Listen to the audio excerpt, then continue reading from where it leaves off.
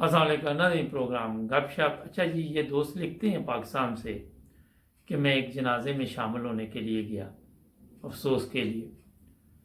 तो वहाँ बातचीत में पता चला कि ये जो बंदा फौत हुआ है, इसकी औलाद ने इसे कुछ दिन पहले बहुत मारा। मैं कहते बड़ा परेशान हुआ। मैंने कहा मैं पता तो करूँ क्या मामला है। और ये कहते कि जब मैंने उनके हमसाये वगैरह से पता किया, लोगों से पूछा, तो उन्होंने बताया कि वाक़या कुछ यूँ हुआ कि किसी आदमी से इन्होंने कुछ कर्ज ले लिया और वो बंदा अपना कर्ज लेने के लिए इनके घर पे आया। तो इन्होंने उसे वादा किया कि मैं जल्द आपका कर्ज दे दूंगा, और इस तरह होता रहा कि वो चक्कर लगाता रहा और ये कर्ज अदा ना कर सके।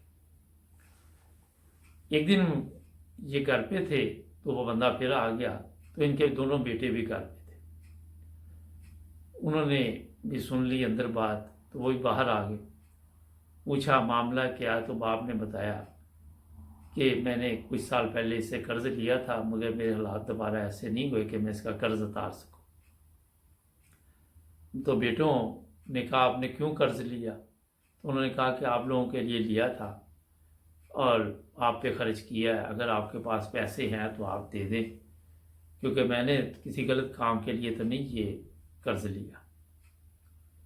और इस तरह दोनों बेटों ने कहा उस आदमी से कि हम आपका कर्ज अदा कर देंगे, फलां तारीख को आ जाएं। और वो चला गया। तो इसी में बाप की और बेटों की बहस शुरू हो गई। बाप ने कहा कि मैं कोई गलत काम तो नहीं करता, घर पे ये जो भी पैसे मैंने लिए थे खर्च हुए, आपकी तालीम पे खर्च हुए। तो बड़े बेटे को गुस्सा आ गया और उसने बाप को तशद्दुद का निशाना बनाना शुरू कर दिया, क्योंकि अब पैसे देने का मामला था। बेटे कह रहे थे कि हम भी नहीं दे सकते, हमने उस बंदे को तो कह दिया। फिर दूसरे बेटे ने भी बाप पे तशद्दुद किया, दोनों बेटों ने बाप पे तशद्दुद किया। कुछ दिन बाद उसकी वफात होगी। तो ये जो बच्चे थे ये ऐसे रो रहे थे जैसे इन्हें बाप से बहुत प्यार था। घर वाले दूसरे भी रो रहे थे। बात बताने का मकसद ये है कि अगर आपने ज़िंदा इंसान की कदर नहीं की, ज़िंदा बाप की कदर नहीं की, तो अगर वो मर गया तो अब उसका क्या फ़ायदा आपको रोने का। आपको ये जो अक्सर लोग मैंने देखे हैं इस तरह के, जहाँ पे वालिद की इज़्ज़त नहीं की जाती या किसी की भी नहीं की जाती, तो बाद में सबसे ज़्यादा उन्हीं मुसीबत पड़ी होती है।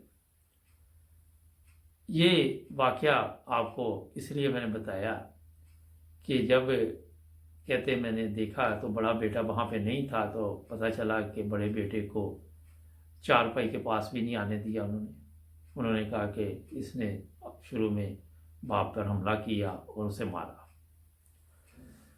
एक चीज़ यहाँ पे मैं आप अपने तौर पे आपको बता दूं कि कुदरत का कानून है, जैसा करोगे वैसा भरोगे। कल को हो सकता है कि इसकी औलाद जो वो भी इसके साथ ऐसा सलूक करे। मैंने माशरे में ऐसे घर भी देखे जहाँ पे ख़वातीन अगर मर्द की इज़्ज़त नहीं करती तो माशरा भी उनकी इज़्ज़त नहीं करता। जो औरत या जो बच्चे अपने वालिद के सके नहीं होते वो किसी के भी सके नहीं हो सकते। जो बच्चे अपनी माँ के सके नहीं होते वो किसी के सके नहीं हो सकते। ऐसे मामला भी देखे मैंने।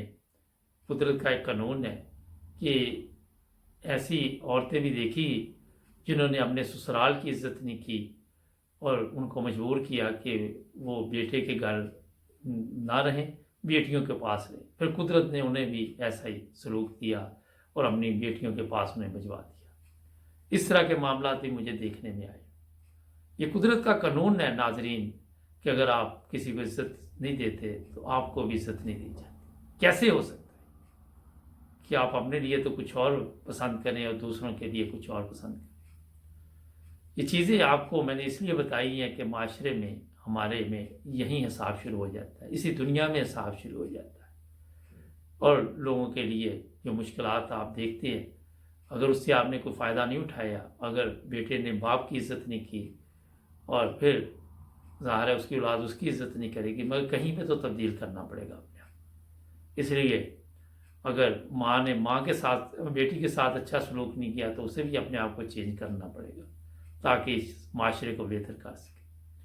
آپ جتنی مرضی نمازیں پڑھ لیں، آپ جتنا مرضی قرآن مجید پڑھ لیں، رمضان روزے رکھیں، سب کچھ باتیں کریں، مگر کوئی فائدہ نہیں ان کا۔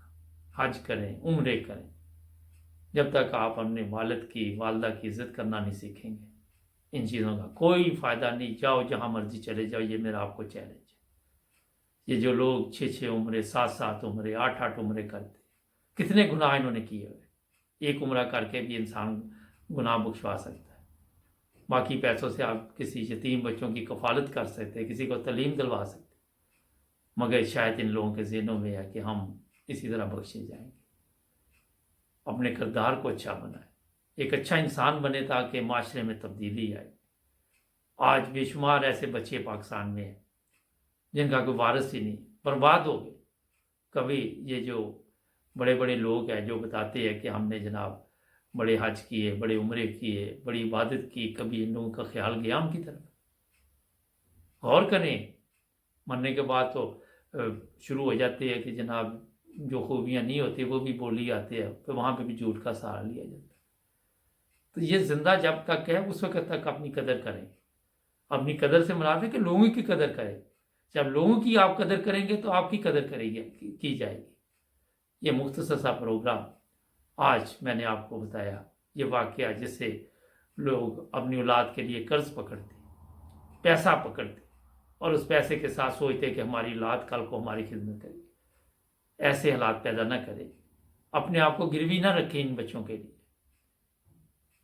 وہیں تک چلیں جہاں تک آپ کی لمٹ ہے، کیونکہ آج زمانہ چینج ہو چکا ہے۔ یہ کوئی 50 سال 40 سال پہلے والی دنیا نہیں ہے۔ دنیا تبدیل، خود غرض ہے۔ آپ کسی پہ احسان کر لیں، سب سے زیادہ نقصان وہ آپ کو دے گا۔ آپ کسی کے ساتھ بھلا کر لیں، وہ آپ کو استعمال کرے گا۔ یہ واقعات میرے سامنے ہوتے ہیں، مجھے لوگ لکھتے ہیں جو خود غرض لوگ ہوتے ہیں، نہ ان کا دوست ہوتا ہے کوئی، نہ ان کو کوئی جانتا ہے، وہ اپنی دنیا میں مگن رہتے ہیں، وہ استعمال کرتے ہیں لوگوں کو، احسان فرموش ہوتے ہیں۔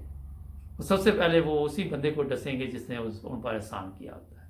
سب سے زیادہ نقصان اسی کا وہ کریں گے، کیونکہ انہوں نے سیکھا ہی ہے، مگر ہمیں اپنے آپ کو تبدیل کرنا ہوگا۔ آپ کو پھر بھی ان کے ساتھ اچھا سلوک کرنا ہوگا۔ جو انہوں نے سیکھا وہ آپ کو دیں گے، جو آپ نے اچھی تربیت آپ کے والدہ نے کی آپ نے ان کو وہ دینا۔ تو یہ چیزیں مختصر آج پروگرام گپ شپ میں نے آپ کو بتائی۔ جڑے رہیں ہمارے چینل کے ساتھ، ملیں گے اگلے پروگرام میں۔ سبسکرائب کریں۔ اللہ حافظ۔